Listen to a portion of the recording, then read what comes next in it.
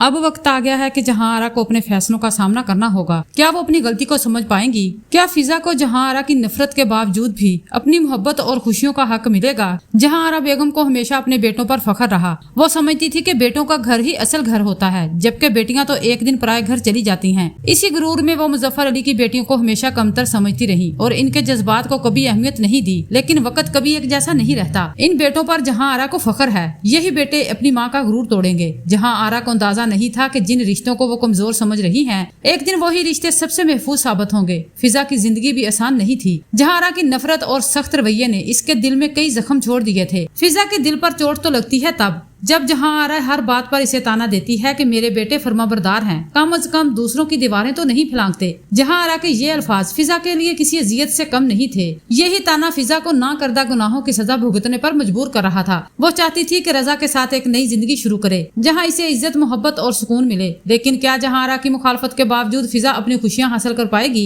रजा फिजा से सच्ची मोहब्बत करता था, मगर इसे मालूम था कि इस मोहब्बत के रास्ते में सबसे बड़ी दीवार जहां आरा की सोच है। एक तरफ माँ की जिद थी और दूसरी तरफ एक ऐसी लड़की की खुशियां थी जो सिर्फ इज्जत और अपनापन चाहती थी। दूसरी तरफ मुजफ्फर अली अपनी बेटियों को हमेशा अपनी ताकत समझते थे। इनके लिए बेटियां बोझ नहीं थी, बल्कि जिंदगी की सबसे बड़ी नेमत थी। मगर माशरे की सोच और जहां आरा जैसे लोगों के रवैये ने इनकी बेटियों को बार बार ये एहसास दिलाया कि शायद इन्हें कभी अपना घर नहीं मिलेगा। लेकिन क्या वाकई बेटी का कोई घर नहीं होता? या वो घर जहाँ इसे मोहब्बत, इज्जत और अपनायत मिले, वही इसका असल घर होता है? जहाँ आरा अपने गुरूर में ये भूल चुकी थी कि रिश्ते ताकत से नहीं बल्कि मोहब्बत से कायम रहते हैं। इनका सख्त रवैया ऐसा ऐसा इनके अपने खानदान को तोड़ने लगा। जिन बच्चों के लिए इन्होंने सारी जिंदगी कुर्बानियां दी, वही बच्चे इनकी सोच से दूर होने लगे। इधर जहां आरा के अरमानों पर पानी तो फिरेगा तब जब अली ऐजा से निकाह करके इसे घर ले आएगा, जहां आरा के पैरों तले से जमीन निकल जाएगी, क्योंकि इसे अली पर बहुत ज्यादा भरोसा था। जहां आरा ऐजा पर टूट पड़ती है, तुम्हारी माँ ने यही तरबियत की है, बाप के मरते ही तुमने गुल खिला दिए, तुम्हें शर्म नहीं आई? अली अपनी माँ के सामने डट कर खड़ा हो जाता है, अम्मी इसमें ऐजा का कोई कसूर नहीं है